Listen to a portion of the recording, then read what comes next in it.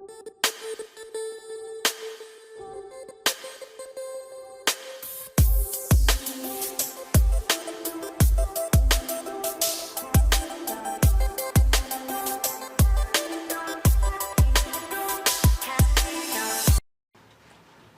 Friends, வணக்கம். நான் doctor Vimal கீர்த்தி.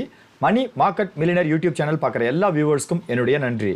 இன்றைக்கி நம்ம பார்க்க போகிற வீடியோ என்னன்னு பார்த்தீங்கன்னா, ஸ்டாக் மார்க்கெட்டில் நம்ம சம்பாதிக்கக்கூடிய பணத்துக்கு இன்கம் டேக்ஸ் உண்டா, அப்படி இருந்தால் என்னென்ன மாதிரி டேக்ஸ் ரிட்டர்ன்ஸை நம்ம ஃபைல் பண்ணணும், ஃபைல் பண்ணுறதுக்கு முன்னாடி என்னென்ன விஷயங்களை தெரிஞ்சுக்கணும் அப்படிங்கிறத பற்றி இந்த வீடியோவில் முழுமையாக பார்க்கலாம்.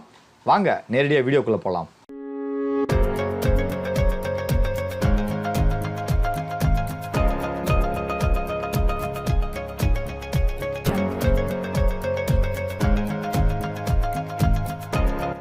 டிஸ்க்ளைமர், இந்த வீடியோக்குள்ளே போகிறதுக்கு முன்னாடி மணி மார்க்கெட் மில்லியனர் அப்படிங்கிறது ஒரு யூடியூப் சேனல். இதில் சொல்லக்கூடிய கருத்துக்களெல்லாம் ஒரு ஸ்டடி பர்பஸ்க்காக மட்டும்தான் எடுத்துக்கணும். இதில் நீங்கள் டெசிஷன் எடுக்கிறதுக்கு முன்னாடி ஒரு ஆடிட்டரையோ இல்லை ஃபினான்ஷியல் எக்ஸ்பர்ட்டையோ கண்டிப்பாக ஆலோசித்து தான் முடிவு எடுக்கணும். இது ஒரு ஸ்டடி பர்பஸ்க்காக மட்டுமே துவங்கப்பட்ட ஒரு சேனல். நிறைய வியூவர்ஸ் தொடர்ந்து நம்ம சேனலில் கேட்டுட்டு இருக்க கேள்வி என்னன்னு பார்த்தீங்கன்னா, ஸ்டாக் மார்க்கெட்டில் நமக்கு கிடைக்கக்கூடிய லாப நஷ்டங்களுக்கு இன்கம் டேக்ஸில் ஃபைல் பண்ணணுமா, டேக்ஸ் இருக்கா, இல்லை ட்ரேடிங் பண்ணி நமக்கு செட்டில்மெண்ட் ஆகும் பொழுதே புரோக்கர் வந்து டேக்ஸ் எல்லாம் பிடிச்சிட்டு தான் நமக்கு மீதி இருக்கக்கூடிய தொகையை தருவார் அப்படின்ட்டு நிறைய பேர் குழப்பமான கேள்வியை கேட்குறீங்க. இந்த இன்கம் டேக்ஸ் அப்படிங்கிறது ரொம்ப ரொம்ப குழப்பமான ஒரு விஷயம். இதை வந்து நம்ம கரெக்டாக தெரிஞ்சுக்கணும் அப்படின்னா ஒரு ஆடிட்டர் கிட்ட போய் கன்சல்ட் பண்ணுறது நல்லது. பட் இருந்தாலும் நிறைய வியூவர்ஸ் கேட்குறாங்க அப்படின்றதுக்காக நான் ஒரு சில விஷயங்களை சேகரித்து உங்களுக்காக முக்கியமான தெரிஞ்சிக்கக்கூடிய ஒரு விஷயங்களை மட்டும் இந்த வீடியோவில் நான் பகிர்ந்துக்கிறேன்.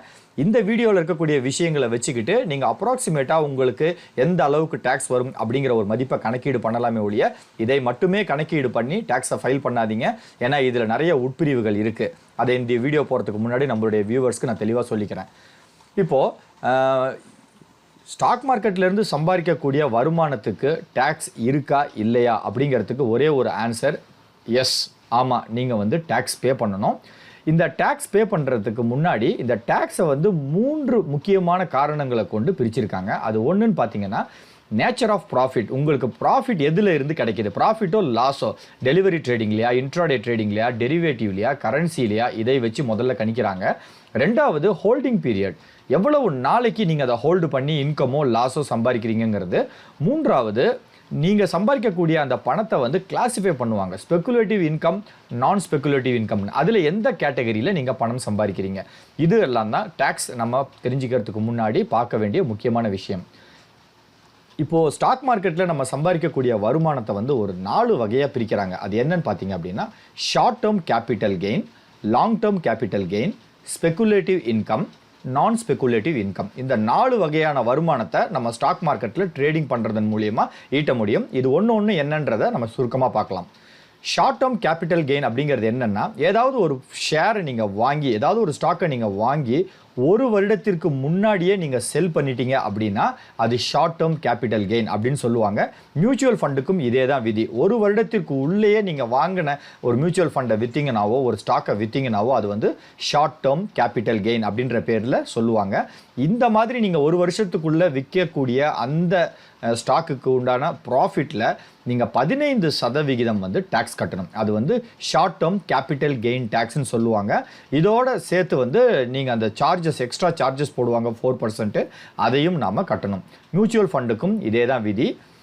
அடுத்தது பார்த்தீங்க அப்படின்னா, இதில் முக்கியமாக நம்ம சில எக்ஸ்க்ளூஷன்ஸ் எல்லாம் இருக்குது. அது என்னன்னு பார்த்தீங்கன்னா, ஷேர்ஸ்லேயே ப்ரிஃபரன்ஷியல் ஷேர்ஸ்ன்னு சில கொடுப்பாங்க. நிறைய கம்பெனிஸ் வந்து நிறைய வருமானம் ஈட்டிட்டாங்க அப்படின்னா கஸ்டமர்ஸ்க்கு வந்து ப்ரிஃபரன்ஷியல் ஷேர்ஸ்ன்னு கொடுப்பாங்க. அந்த ஷேர்ஸை நீங்கள் 1 வருஷத்துக்குள்ளே விற்றீங்க அப்படின்னா அது வந்து இந்த ஷார்ட் டேர்ம் கேபிட்டல் கெயினில் இன்க்ளூட் ஆகாது. அதிலிருந்து கிடைக்கக்கூடிய லாபத்தை உங்களுடைய மொத்த வருமானத்தில் கணக்கில் காட்டி டேக்ஸ் ஸ்லாபுக்கு தகுந்த மாதிரி நீங்கள் டேக்ஸ் செலுத்தணும். இது ஒரு முக்கியமான எக்ஸம்ஷன். இன்னொன்று, டெட் மியூச்சுவல் ஃபண்டை வந்து நீங்கள் 1 வருஷத்துக்குள்ளேயே வித்துட்டீங்க அப்படின்னா அதிலிருந்து கிடைக்கக்கூடிய வருமானத்தையும் நீங்கள் வந்து இந்த 15% டேக்ஸில் கொண்டு வர தேவையில்லை. உங்களுடைய மொத்த வருமானம், அந்த ஆண்டினுடைய மொத்த வருமானத்தில் கணக்கீடு பண்ணி அது எந்த ஸ்லாபில் வருதோ அதற்குண்டான டேக்ஸை நீங்கள் கட்டணும். ஆனால் ஈக்விட்டி மியூச்சுவல் ஃபண்டுகளை விற்றீங்க அப்படின்னா 15% கேபிட்டல் கெயின் டேக்ஸ் உண்டு. ரெண்டாவது வகை லாங் டேர்ம் கேபிட்டல் கெயின். நீங்கள் வாங்கி வச்சிருக்கக்கூடிய ஷேர்ஸ் வந்து 1 வருஷத்துக்கு அப்புறம் சேல் பண்ணீங்க அப்படின்னா அது லாங் டேர்ம் கேபிட்டல் கெயினுக்கு கீழே வரும். இதற்கு உண்டான டேக்ஸ் பார்த்தீங்க அப்படின்னா 10% ப்ளஸ் அந்த எக்ஸ்ட்ரா செஸ் வந்து ஒரு 4% வந்து ஷார்ட் டேர்முக்கும் உண்டு, லாங் டேர்ம் டேக்ஸுக்கும் உண்டு. இப்போ இதில் இன்னொரு முக்கியமான விஷயம் என்னென்னா, இந்த மாதிரி லாங் டேர்மில் நீங்கள் ஷேர்ஸை ஒரு வருஷத்துக்கு மேலே வச்சிருந்து விற்கும் பொழுது அதிலிருந்து கிடைக்கக்கூடிய ப்ராஃபிட் வந்து 1,00,000 தாண்டினா மட்டும் 10% கட்டினா போதும். இப்போ இந்த ஆண்டு நான் ட்ரேடிங் பண்ணுறேன், எனக்கு லாங் டேர்மில் வந்து ஒரு 1,20,000 ப்ராஃபிட் கிடைக்கிது அப்படின்னா அதில் முதல்ல இருக்கக்கூடிய அந்த 1,00,000க்கு வந்து டேக்ஸ் எக்ஸம்ஷன் இருக்குது. அதற்கு நீங்கள் கணக்கீடு பண்ண வேண்டாம். 1,00,000க்கு தாண்டி 20,000 எக்ஸ்ட்ரா இருக்குது இல்லைங்களா, அதுக்கு 10% ப்ளஸ் அந்த செஸ் 4% நாம் கணக்கீடு பண்ணணும். 1,00,000க்கு நமக்கு வந்து டேக்ஸ் எக்ஸம்ஷன் இந்த கேட்டகரியில் இருக்குது. ஸ்பெகுலேட்டிவ் டிரான்சாக்ஷன், இப்போது ஃபஸ்ட்டு பார்த்த 2 டைப்பும் நம்ம ஷேர்ஸை வாங்கி வச்சிருந்து டெலிவரி பேசிஸில் விற்கும் பொழுது கட்டக்கூடிய short term capital gain tax மற்றும் long term capital gain tax. 3வது வகை ஸ்பெகுலேட்டிவ் அப்படிங்கிறது என்னென்னா, நிறைய பேர் என்ன பண்ணுவோம், நம்ம இன்ட்ராடே ட்ரேடிங் பண்ணுவோம். இன்றைக்கி வாங்கின ஸ்டாக்கை இன்றைக்கி சாயந்தரமே விற்றுருவோம். ஆக்சுவலாக அந்த மாதிரி ஸ்டாக் வந்து டிமேட் கணக்குக்குள்ளேயே வராது. இன்றைக்கி ஒரு காலையில் ஒரு ஸ்டாக்கை வாங்கி இன்றைக்கி சாயந்தரத்துக்குள்ளேயே விற்கும் பொழுது புரோக்கரே வந்து அதை அட்ஜஸ்ட் பண்ணுவாங்க, டிமேட் கணக்குக்கே எடுத்துகிட்டு போக மாட்டாங்க. அது வந்து ஷேர் ட்ராக்கிங் வித்தவுட் டெலிவரின்னு சொல்லுவாங்க. அதற்கு பேர் வந்து ஸ்பெகுலேட்டிவ் டிரான்சாக்ஷன். இந்த ஸ்பெகுலேட்டிவ் டிரான்சாக்ஷன் மூலியமாக உங்களுக்கு கிடைக்கக்கூடிய அந்த ப்ராஃபிட்டை வந்து எப்படி ட்ரீட் பண்ணுவாங்கன்னு பார்த்தீங்கன்னா, பிஸ்னஸ் இன்கம் அப்படிங்கிற பேரில் ட்ரீட் பண்ணுவாங்க. இந்த மாதிரி வரக்கூடிய இன்கம்மை நீங்கள் என்ன பண்ணணும், பிஸ்னஸ் இன்கமாக காட்டணும். உங்களுடைய மொத்த வருமானத்தில் இதிலிருந்து கிடைக்கக்கூடிய அந்த ப்ராஃபிட் தொகையை சேர்த்து நீங்கள் எந்த ஸ்லாபில் வரீங்க, வருமான வரி ஸ்லாப் 2.5 லட்சம், 5 லட்சம், 10 லட்சம், 15 லட்சம், இதில் எந்த கேட்டகரியில் வரீங்களோ அதற்கு தகுந்த மாதிரி நீங்கள் வந்து டேக்ஸ் கட்டணும். அதுதான் வந்து ஸ்பெகுலேட்டிவ் இன்கம் பாங்க. இந்த மாதிரி இன்ட்ராடே மூலிமா நீங்கள் பண்ணக்கூடிய பணத்துக்கு உண்டான டேக்ஸை ஃபைல் பண்ணுறதுக்கு ஃபார்ம் ITR 3 அப்படின்னு சொல்லி இன்கம் டேக்ஸ் வெப்சைட்டில் இருக்குது. அதில் வந்து இந்த பணத்தை எல்லாம் நீங்கள் கணக்கீடு பண்ணணும். இன்ட்ராடே ட்ரேடிங் பண்ணுறீங்க அப்படின்னா இதில் வந்து சில எக்ஸம்ஷன்ஸ் நம்ம பெற்றுக்கலாம். அது என்னன்னு பார்த்தீங்கன்னா, இந்த இன்ட்ராடே பண்ணும் பொழுது அதற்கு உண்டான எக்ஸ்பென்சஸ், இன்டர்நெட் சார்ஜஸ்ஸு இல்லை ரெண்ட்டு, இந்த மாதிரி வந்து சில சார்ஜஸ் எல்லாம் நம்ம வந்து டிடெக்ட் பண்ணிக்கலாம். ப்ராஃபிட்ல இருந்து டேக்ஸ் கட்டாமல் நம்ம கொஞ்சம் டிடக்ஷன்ஸும் இதில் கிளைம் பண்ண முடியும். அதே மாதிரி இந்த மாதிரி இன்ட்ராடேல எனக்கு நிறைய லாஸ் ஆகிடுச்சு அப்படின்னா அந்த லாஸை நீங்கள் 4 வருஷத்துக்கு கேரி ஃபார்வர்ட் பண்ண முடியும். இந்த வருஷம் ஒரு 50,000 லாஸ் ஆகிடுச்சு, அடுத்த வருஷம் ஒரு 1.5 லட்ச ரூபாய் ப்ராஃபிட் கிடைக்குது அப்படின்னா இந்த முதல் ஆண்டு இருந்த அந்த 50,000 லாஸை அடுத்த ஆண்டு கிடைச்ச அந்த ப்ராஃபிட் 1.5 லட்சம் இருக்குது இல்லைங்களா, அதில் ஒரு 50,000 மைனஸ் பண்ணிக்கலாம். இந்த மாதிரி 4 வருஷத்துக்கு உங்களுடைய லாஸை வந்து நீங்கள் கேரி ஃபார்வர்ட் பண்ணிட்டு போகலாம். அது ஒரு அட்வான்டேஜ் இந்த ஸ்பெகுலேட்டிவ் இன்கமில் இருக்குது. இந்த ஸ்பெகுலேட்டிவ் இன்கம்மை நம்ம வந்து டோட்டல் இன்கமோட ஆட் பண்ணி என்ன ஸ்லாபில் நம்ம இருக்குமோ அதுக்கு தகுந்த மாதிரி நம்ம டேக்ஸ் கட்டணும். 4வது வகை வந்து நான் ஸ்பெகுலேட்டிவ் இன்கம். நான் ஸ்பெகுலேட்டிவ் இன்கம் அப்படிங்கிறது வந்து F&O, ஃபியூச்சர் அண்ட் ஆப்ஷன்ஸில் நம்ம ட்ரேட் பண்ணி கிடைக்கக்கூடிய profit and loss, currency trading பண்ணி கிடைக்கக்கூடிய ப்ராஃபிட் அண்ட் லாஸ், இதெல்லாம் என்ன கேட்டகரியில் கொண்டு வருவாங்கன்னா நான் ஸ்பெகுலேட்டிவ் இன்கம்னு கொண்டு வருவாங்க. அது இல்லாமல் BTST கேட்டகரி, சில ஷேர்ஸை நம்ம இன்றைக்கி வாங்கி நாளைக்கு விற்போம், அது வந்து BTSTம்பாங்க. சாதாரணமாக ஒரு ஷேரை நம்ம வாங்கி விற்கிறோம் அப்படின்னா செட்டில்மெண்ட் ஆகிறதுக்கு 2 நாட்கள் ஆகும், T+2 டேஸ்ன்னு சொல்லுவாங்க. அது வரைக்கும் உங்கள் டிமேட் கணக்குக்கு அந்த பங்கு வரவே வராது. அந்த 2 நாளைக்கு முன்னாடியே இந்த ஷேர்ஸை வாங்கி விற்றுட்டிங்க அப்படின்னா அது BTST கேட்டகரின்னு சொல்லுவாங்க. அதில் வரக்கூடிய ப்ராஃபிட்டையும் என்னன்னு சொல்கிறாங்கன்னா நான் ஸ்பெகுலேட்டிவ் இன்கம் அப்படின்னு சொல்லி கேட்டகரைஸ் பண்ணுறாங்க. இப்போ இந்த நான் ஸ்பெகுலேட்டிவ் இன்கமில் வரக்கூடிய ப்ராஃபிட் அண்ட் லாஸை எதில் கணக்கீடு பண்ணணும்னா இன்கம் டேக்ஸ் ஃபார்ம் ITR 3 அதில் வந்து நம்ம கணக்கீடு பண்ணி சப்மிட் பண்ணணும். இதுலேயும் பார்த்தீங்க அப்படின்னா எக்ஸ்பென்சஸ், இதிலேருந்து வரக்கூடிய எக்ஸ்பென்சஸ், இந்த ட்ரேட் பண்ணுறதுக்காக இருக்கக்கூடிய எக்ஸ்பென்சஸை நம்ம என்ன பண்ணலாம், கிடைக்கக்கூடிய வருமானத்திலேருந்து மைனஸ் பண்ணலாம். இந்த ரெண்ட்டு, இந்த சார்ஜஸ், எலக்ட்ரிசிட்டி பில், இது மாதிரி வந்து நம்ம மைனஸ் பண்ணிக்கலாம். அதே மாதிரி இந்த ஃபியூச்சர் அண்ட் ஆப்ஷன்ஸில் உங்களுக்கு கிடைக்கக்கூடிய லாஸஸை வந்து 8 வருஷத்துக்கு நீங்கள் கேரி ஃபார்வர்ட் பண்ணலாம். இப்போ நிறைய லாஸ் ஆகிடுச்சு இந்த வருஷம் அப்படின்னா 8 வருஷத்துக்கு இந்த லாஸை வந்து நீங்கள் கேரி ஃபார்வர்ட் பண்ணி அடுத்தடுத்த வருடங்களில் கிடைக்கக்கூடிய அந்த ப்ராஃபிட்டில் இருந்து டேக்ஸ் கட்டாமல் இந்த லாஸுக்கு காம்பன்சேட் பண்ணி நீங்கள் கழிச்சிக்கிட்டே போகலாம்.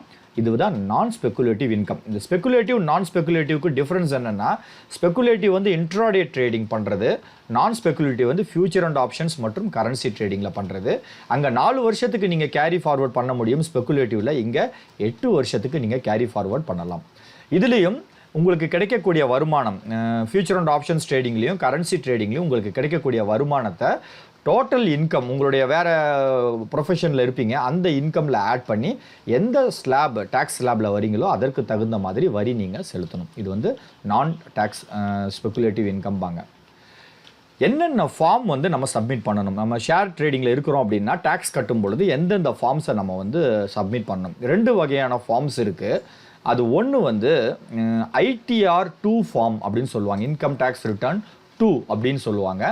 இது வந்து இந்த டெலிவரி ட்ரேடிங் பண்ணுறோம் இல்லையா, அதில் வந்து இந்த short term capital gain, long term capital gain, இதில் வரக்கூடிய வருமானத்தை கணக்கீடு பண்ணுறதுக்காக இருக்கக்கூடிய ஃபார்ம் தான் இந்த ஐடிஆர் 2 அப்படின்ற ஃபார்ம். அதே மாதிரி இந்த ஃபியூச்சர் அண்ட் ஆப்ஷன்ஸ் ட்ரேடிங் மற்றும் இன்ட்ரா ட்ரேடிங், கரன்சி ட்ரேடிங் இதிலெல்லாம் நம்ம இருக்கிறோம் அப்படின்னா அதுக்கு வந்து ஐடிஆர் 3 அப்படின்ற ஃபார்மை வந்து நம்ம சப்மிட் பண்ணணும்.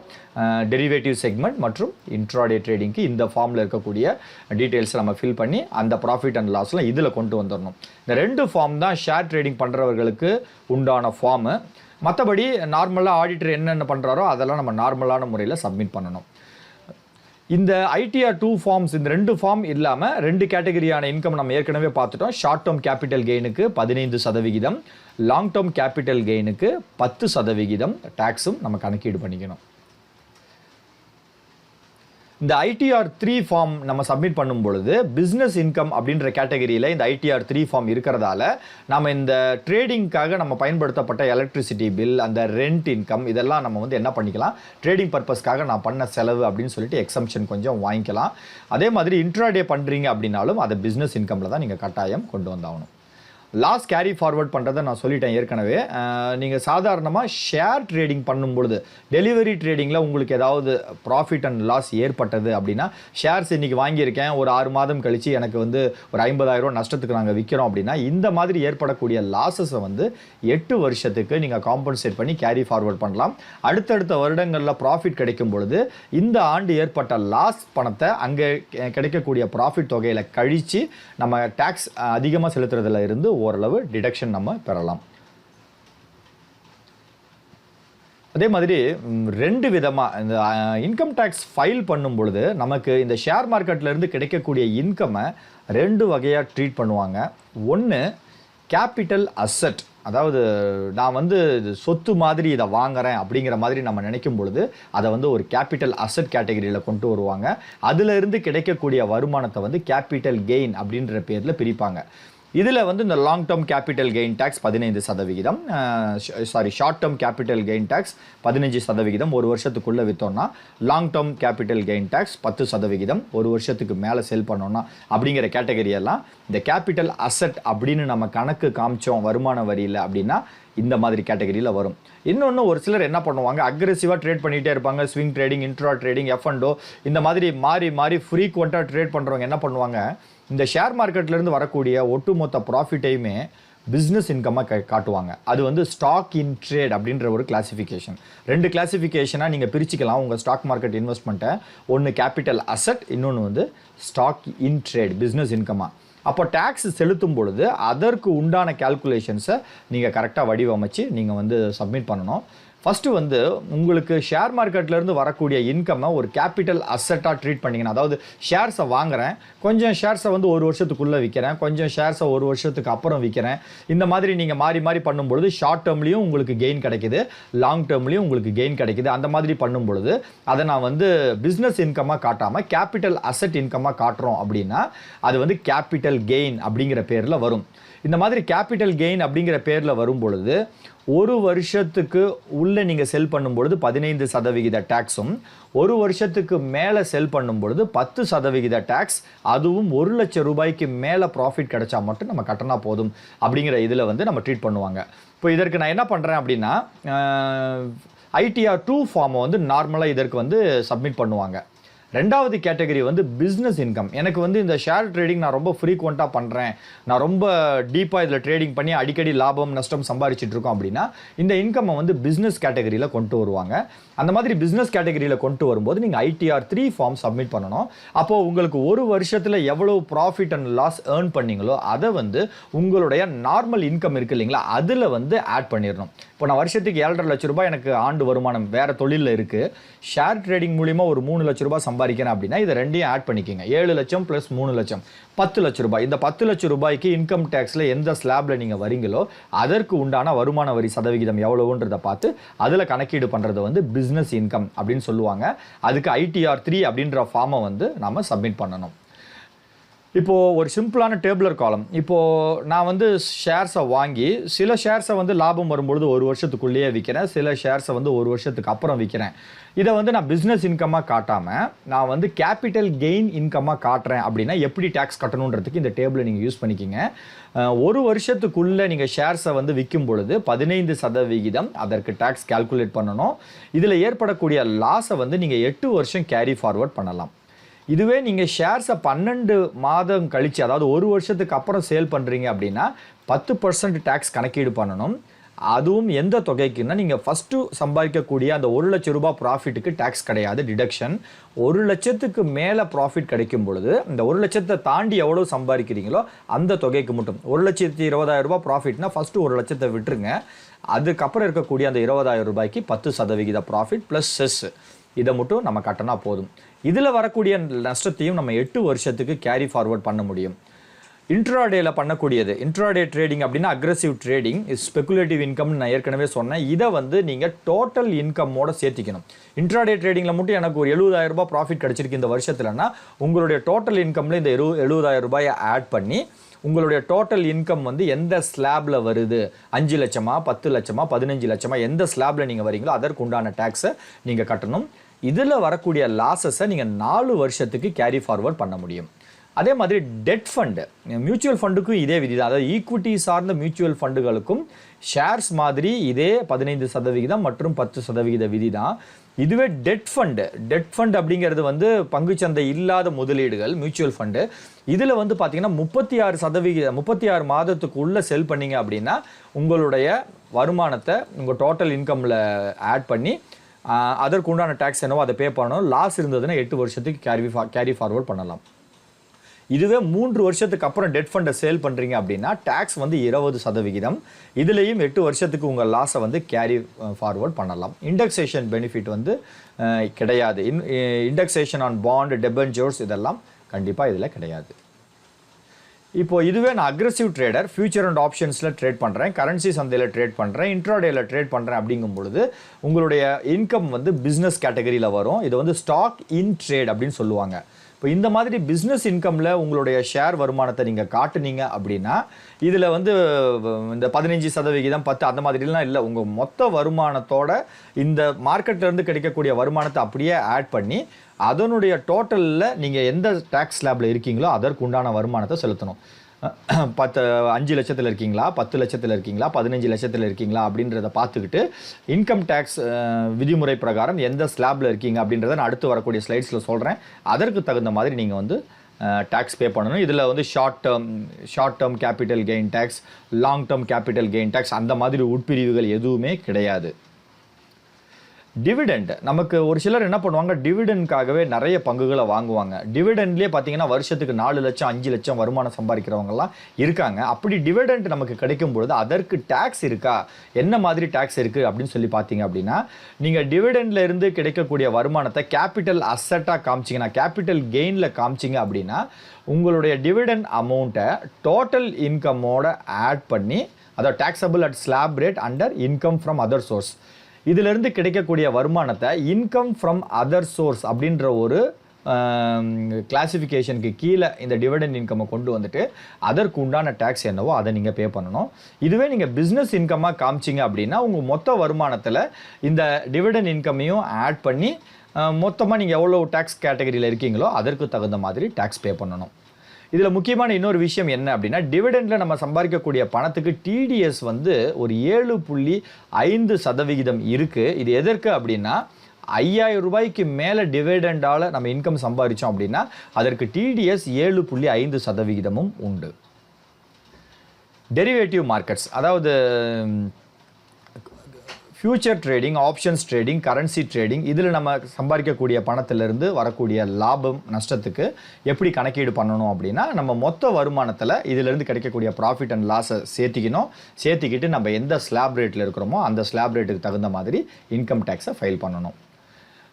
இப்போ உங்களுடைய ரெஃபரன்ஸ்க்காக நான் இங்கே போட்டிருக்கேன். ஒரு தனிநபரினுடைய வருமான வரி 2 ஸ்லாபாக பிரிச்சிருக்காங்க. உங்களுக்கு தெரியும், ஓல்டு ஃபார்மேட், நியூ ஃபார்மேட்னு சொல்லி 2 விதிமுறைகள் இருக்குது. நீங்கள் டேக்ஸ் ஃபைல் பண்ணும்போது நீங்கள் எந்த கேட்டகரியில் பிரிஞ்சுக்கிறீங்கன்றதை முன்கூட்டியே தெரியப்படுத்திடணும். ஓல்டுன்ற கேட்டகரியை நீங்கள் செலக்ட் பண்ணிட்டீங்க அப்படின்னா அடுத்தடுத்த ஆண்டுகளில் இதே கேட்டகரியில் தான் உங்கள் வரி கணக்கிடப்படும். நியூ ரூல்ஸ் பிரகாரம் போயிட்டீங்க அப்படின்னா நியூ ரூல்ஸ் பிரகாரம் தான் கணக்கிடப்படும். இப்போது இதில் ஓல்டு ரூல் பிரகாரம் பார்த்தீங்கன்னா 2.5 லட்சம் ரூபாய் வரைக்கும் எந்த டேக்ஸுமே கிடையாது. 2.5 லட்சம் ரூபாயிலேருந்து 5 லட்சம் ரூபாய் வரைக்கும் உங்கள் டோட்டல் இன்கம் இருந்ததுன்னா 5%. 5 லட்சத்திலிருந்து 10 லட்சம் வரைக்கும் பார்த்தீங்கன்னா 12,500, அந்த 5% 5 லட்சம் ரூபாய் வரைக்கும் கணக்கீடு பண்ணணும். அதற்கப்புறம் 5 லட்சத்துக்கு மேலே இருக்கிறதுக்கு வந்து 20% வந்து டேக்ஸ் போட்டுக்கணும். 10 லட்சம் ரூபாய்க்கு மேலே இருக்கும் பொழுது இந்த 5 லட்சம் ரூபாய் வரைக்கும் இருக்கக்கூடிய 12,500, 5 லட்சத்திலிருந்து 10 லட்சம் பணத்துக்கு உண்டான 20%, அதை கூட்டினீங்கன்னா 1,12,500 வரும். 10 லட்சத்துக்கு மேலே வரக்கூடிய ஒரு ரூபாய்க்கும் 30% வருமான வரி போட்டு எவ்வளோ டோட்டல் வருதுங்கிறத பே பண்ணணும். இது வந்து old rule. Total income tax கட்டுறதுக்கு உண்டான ரெஃபரன்ஸ் இது. இதில் சர்ஜி டேக்ஸ் பார்த்தீங்கன்னா 10%, 15, 25, 37 சர்ஜி சார்ஜஸ் இருக்குது. அதையும் நீங்கள் இங்கே பார்த்துக்கலாம். இது வந்து டேக்ஸ் கட்டும் பொழுது 4% எஜுகேஷன் செஸ்ஸும் ஆட் பண்ணிக்கணும். இந்த வருமான வரி கணக்கீடு பண்ணிவிட்டு கடைசியாக அதில் 4% செஸ் வரியும் நம்ம ஆட் பண்ணிக்கணும். இதுவே new rule, tax old rule வந்து கிளாசிஃபிகேஷன் அந்த மாதிரி இருந்தது. இதில் டிடக்ஷன்ஸ் எல்லாம் நீங்கள் நிறைய காமிச்சிக்கலாம். ரெண்ட் அலவன்ஸு, அதுக்கப்புறம் பிஎஃப் அக்கௌண்ட், அந்த மாதிரி டிடக்ஷன்ஸ்லாம் இதில் காமிச்சிக்கலாம். அதுவே நியூ ஸ்லாப் ரூல் பிரகாரம் பார்த்தீங்கன்னா டிடக்ஷன்ஸ் எதுவுமே கிடையாது. இதில் வருமான வரி எப்படி கணக்கீடு பண்ணுறாங்கன்னா 2.5 லட்ச ரூபா வரைக்கும் வரி கிடையாது. 2.5 லட்சத்தில் இருந்து 5 லட்ச ரூபாய் வரைக்கும் 5%, அதுக்கப்புறம் 7.5 லட்ச ரூபாய் வரைக்கும். இப்போது இதில் நான் போட்டிருக்கேன், இதை நான் படிக்க விரும்பலை. நீங்கள் இதை ஸ்க்ரீன்ஷாட் எடுத்து நீங்கள் பொறுமையாக இருக்கும் பொழுது இதை நீங்கள் பார்த்துக்கலாம். இதில் நியூஸில் ரூல்ஸ் பிரகாரம் நீங்கள் வருமான வரி கட்டுறீங்க அப்படின்னா டிடக்ஷன்ஸ் எதுவுமே கிடையாது. அதையும் நம்ம மனசில் வச்சுக்கலாம். நோ டிடக்ஷன்ஸ், ஹெச்ஆர்ஏ எதுவுமே இதில் வந்து கிடையாது. அதே மாதிரி ஒரு தடவை எந்த ரூல் நான் செலக்ட் பண்ணுறேன் அப்படிங்கிறத முடிவு பண்ணிட்டீங்கன்னா அடுத்தடுத்த ஆண்டுகளில் அதை மாற்ற முடியாது. அதையும் நீங்கள் உங்கள் ஆடிட்டர்கிட்ட நீங்கள் கன்சல்ட் பண்ணிக்கோங்க. கன்க்ளூஷன், இதில் நான் சொன்ன பாயிண்ட்ஸ் எல்லாம் நான் இன்டர்நெட்டில் இருந்து நான் புரிஞ்சுக்கிறதுக்காக எடுத்த பாயிண்ட்ஸ். அதை என்னால் முடிஞ்ச வரைக்கும் உங்களுக்கு விளக்கமாக சொல்லி கொடுத்துருக்கேன்னு நினைக்கிறேன். நான் ஒரு ஃபினான்ஷியல் அட்வைசரோ இல்லை ஒரு டேக்ஸ் எக்ஸ்பர்ட்டோ ஆடிட்டரோ கண்டிப்பாக கிடையாது. நான் ஒரு எஜுகேஷனல் யூடியூபர். எஜுகேஷனல் பர்பஸ்க்காக சின்ன சின்ன வீடியோ போட்டிருக்கேன். அதனால் இதில் இருக்கக்கூடிய இன்ஃபர்மேஷன்ஸ்லாம் உங்கள் ரெஃபரன்ஸ்க்காக வச்சுக்கோங்க. டேக்ஸ் ஃபைல் பண்ணுறதுக்கு முன்னாடி ஒரு டேக்ஸ் எக்ஸ்பர்ட்டோ ஒரு ஆடிட்டரையோ கன்சல்ட் பண்ணி அவர்கள் மூலிமா நீங்கள் ஃபைல் பண்ணும்பொழுது எதிர்காலத்தில் எந்த விதமான மிஸ்டேக்கோ இல்லை கான்ட்ரடிக்ஷனோ வராமல் பிரச்சனைகளை நம்ம சுலபமாக தவிர்க்க முடியும். அதே மாதிரி இதில் இருக்கக்கூடிய பாயிண்ட்ஸ்லாம் தெரிஞ்சுக்கிறதன் மூலிமா ஓரளவு உங்களுக்கு ட்ரேடிங் பண்ணும்பொழுது எந்த அளவுக்கு நமக்கு டேக்ஸ் இருக்கும் அப்படிங்கிறத ஓரளவு கால்குலேட் பண்ண முடியும் அப்படின்னு நான் நம்புகிறேன். இந்த வீடியோ கண்டிப்பாக உங்களுக்கு பயனுள்ளதாக இருக்கும் அப்படின்னு நான் நம்புகிறேன். இந்த வீடியோ உங்களுக்கு பிடிச்சிருந்ததுன்னா லைக் பண்ணுங்கள், ஃப்ரெண்ட்ஸ்க்கெல்லாம் ஷேர் பண்ணுங்கள். சேனல் சப்ஸ்கிரைப் பண்ணாதவங்க சேனலை சப்ஸ்கிரைப் பண்ணுங்கள். வீடியோவோட டிஸ்கிரிப்ஷன் பாக்ஸில் டெலிகிராம் சேனல் லிங்க் போட்டிருக்கேன். ஜாயின் பண்ணாதவங்க ஜாயின் பண்ணுங்கள். மேலும் விவரங்களுக்கு moneymarketmillionaire.net அப்படிங்கிற இணையதளத்தில் கூட நீங்கள் செக் பண்ணி பார்க்கலாம். அதிகபட்சமான கேள்விகள் இந்த வீடியோவுக்கு கேட்பீங்க அப்படின்னு எனக்கு தெரியும். பட் நான் டேக்ஸ் எக்ஸ்பர்ட் இல்லாததால் என்னால் நிறைய கேள்விகளுக்கு ஆன்சர் பண்ண முடியாது. அதனால் நான் இதில் அதிக டைம் ஸ்பெண்ட் பண்ண விரும்பலை. உங்களுக்கு ஏற்படக்கூடிய கேள்விகளை நீங்கள் நோட் பண்ணிக்கிட்டு உங்களுடைய ஃபினான்ஷியல் அட்வைசரை காண்டாக்ட் பண்ணுறது நல்லது. இந்த வீடியோவை இதுவரைக்கும் பொறுமையாக பார்த்த எல்லா வியூவர்ஸ்க்கும் ஒரு பிக் சல்யூட்.